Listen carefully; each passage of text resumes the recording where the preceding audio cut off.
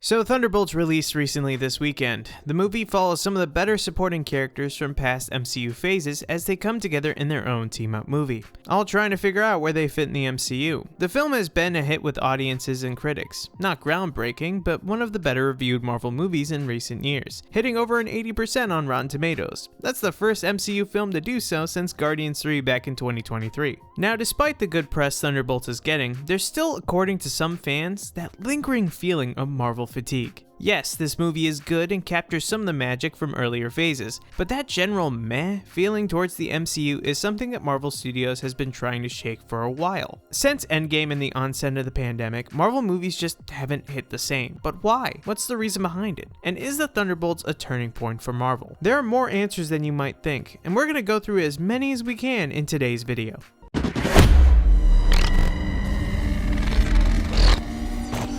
Okay, so let's start here. Since you're watching this video, I'll assume that you already know how the MCU works. But for the casual fans who don't, here's a quick recap. It's a big overarching story broken up into phases and sagas. The phases tend to happen in threes, like the 3-act structure of a movie. The Infinity Saga was the last one. It started with Iron Man in 2008, ended with Spider-Man Far From Home in 2019. The Multiverse Saga started with a lot of excitement. Marvel was riding high off of Endgame and Disney had just launched Disney Plus, giving Marvel the chance to expand into TV shows, and later special presentations. Early on, we got shows like Loki and WandaVision, which were well received. Once the pandemic cooled off a bit, Marvel really kicked into overdrive, but over time, the content just kept coming, and eventually the quality just started dipping. In Phase 4 alone, Marvel released over 80 different projects, 7 movies, 8 TV shows, 2 special presentations, and 1 short animated series. For comparison, it took Marvel from Phase 1 through the middle of Phase 3 to reach 18 theatrical films. And sure, I Am Groot is a 5-minute kids series, but it still took time and resources, and it was part of the phase even if it didn't amount to much. And don't forget how Marvel is treating its TV shows. In this new era, the shows are practically movies, 6 to 8 hours long, just broken up into cliffhanger episodes with the budgets of the films. Back in the day, Marvel shows like Agents of S.H.I.E.L.D. were much more like spin-offs, not closely tied into the movies. The movies fed into the shows, and the shows never fed into the movies. You were never going to see Thor or Captain America pop up in one of those. But with Disney Plus, the goal was alignment. The shows and the movies were all supposed to be part of the same machine. As time went on, the cracks started to show. More and more shows were releasing with middling quality, and fans began to notice that the CGI in Marvel projects was slipping. Bad. That was probably due to the increased production load. Marvel was overwhelming the CGI studios that they contracted. There was also a lack of focus. Even Kevin Feige, the president of Marvel Studios, was reportedly overwhelmed. According to the Wall Street Journal, staffers had to chase him down in hallways just to get his input on films. As the architect and main vision behind the MCU, having your hands in so many projects at the same time makes you quickly lose sight of the overall goal, which is kind of what happened. It became clear that the quantity was eating into the quality, and for a franchise so centered on long-term storytelling, the lack of direction was starting to show. We were getting setups without payoffs. That's why I was genuinely surprised at the end of Thunderbolts. Its post-credit scene actually felt like it was going somewhere. Even Feige and Disney CEO Bob Iger have admitted that the flood of content has hurt the quality. Were there good movies and shows in this saga? Yeah, absolutely. But Marvel always gets graded on 2 levels, the individual product and the state of the overall universe, because that's how it's built. Every movie is a cog in the MCU machine. If one breaks, it can be fixed, but if a bunch of them are broken at once, the entire machine suffers. That's what Feige and Marvel has been trying to fix. But I also think there's been another major issue, the lack of a core team to care about. The Infinity Saga always had the Avengers. The first Avengers movie changed everything. It brought characters together in one giant crossover and made the whole MCU feel connected, like seeing all the pieces come together at the end of a finished puzzle.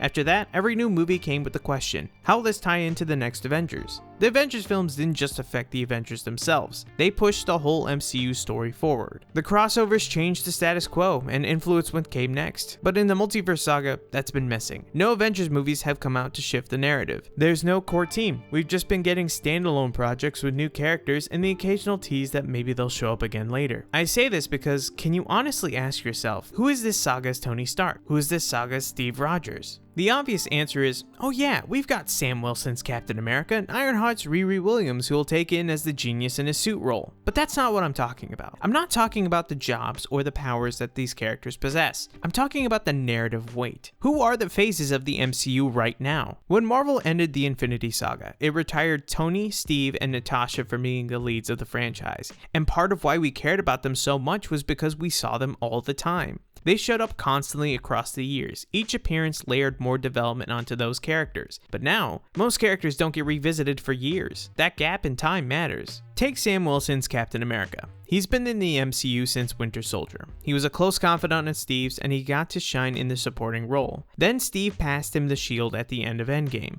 Sam gave it up in The Falcon and the Winter Soldier, feeling unworthy. Then we got to see him fully step up into the role in Brave New World, where he's planning to assemble the Avengers at the end of the film. Now that sounds like an arc that's still going, but the problem is the time gap between Falcon and the Winter Soldier and Brave New World was like 4 years. I like Sam's Captain America, I just haven't seen him enough in that role. Now contrast that with Steve Rogers. We saw him in Captain America the First Avenger in 2011, then again in The Avengers in 2012. He had a quick cameo when Loki impersonated him in Thor the Dark World in 2013. Then he starred in Captain America the Winter Soldier in 2014. After that he was back in Avengers Age of Ultron in 2015. Then we got Captain America Civil War in 2016. A short cameo followed in Spider-Man Homecoming in 2017. And finally he appeared in Avengers Infinity War in 2018 and Avengers Endgame in 2019. That's yearly appearances, keeping him top of mind and adding layers to his story. That's why we were so invested in Steve and Tony. They were always around and they were well written. If Marvel focused on a core group and kept them present across the phases, even just in the background, this lack of core team wouldn't be an issue.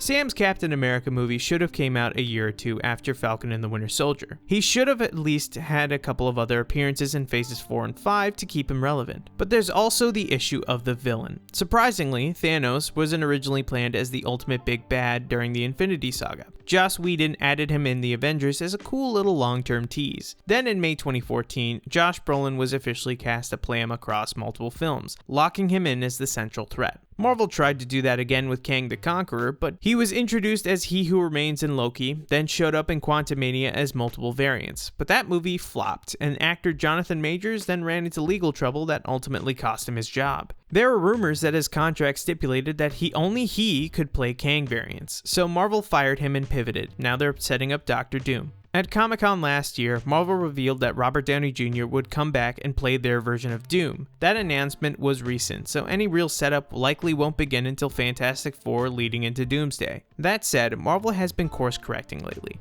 With the cast of Doomsday announced, Feige has pulled back on the content overload and focused more on standalone stories. You don't need to watch 20 other projects to enjoy them. Thunderbolts is one of the first movies made after that adjustment, and it shows. Fans are into this film in a way we haven't seen in a while. Thanks to that post-credit scene, we finally have a clearer sense of what's coming. We're theorizing again, we're excited again. They aren't just throwaway teases with characters that we'll never see again. So now I have to ask, are we back? Is the MCU really back to the golden age that we remember? Honestly, I don't think we'll ever get that feeling again, at least not with this saga. Too many bumps in the road, too many abandoned plot lines. Doomsday and Secret Wars will probably be good, but they won't hit the same the way the Endgame did.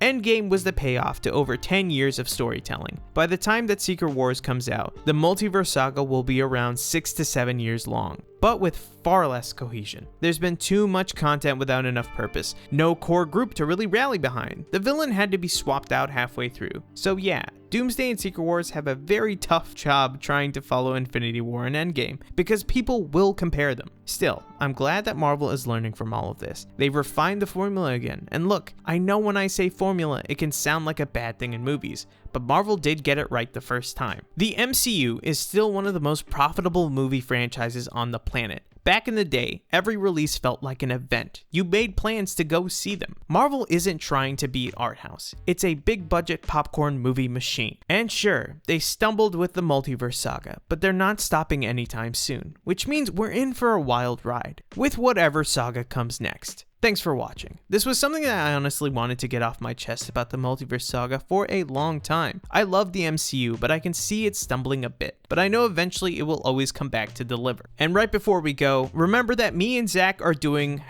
#mailbag on the channel. So if you have any questions regarding the MCU, the DCU, The Boys, Invincible, anything, we'll answer it to the best of our abilities. So just in the comments, comment #mailbag and we'll feature you guys in the next video. See you guys next time.